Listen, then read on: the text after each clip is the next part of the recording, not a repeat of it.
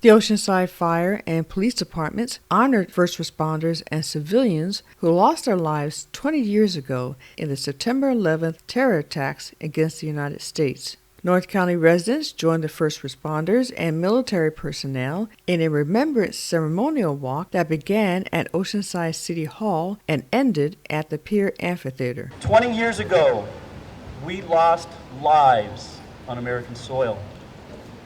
Lives of everyday citizens, firefighters, police officers, and other first responders, and those in service of our country. When we think back, and you can envision those two planes hitting the Twin Towers, when you see the two towers falling and crumbling, when you see people jumping away from the building so they don't burn, when you see that plane crash into the Pentagon and the flames and the fire and the screaming, when you see those very limited number of individuals on flight UA-93 that said, let's roll, let's go get this before these terrorists do something else to other Americans, there's a lot that we can learn. In watching the horror that was unfurling right before us, first thinking that perhaps it was some freak accident, and then realizing that this was our generation's Pearl Harbor, that this terrorism had come into our community, into our country.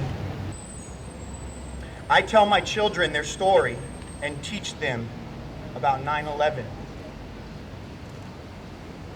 20 years after I answered the call to serve, my oldest son, Christopher Jr., has now answered that same call. And as I stand here before you, he is training in San Diego to become a United States Marine.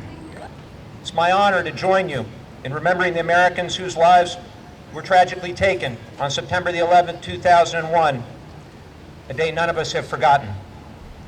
We remember the parents who never came home from work, the families who suffered unimaginable losses that day, the incredibly brave first responders who gave their lives while working to save others, and many more who have struggled with the severe health consequences of their heroic work at Ground Zero.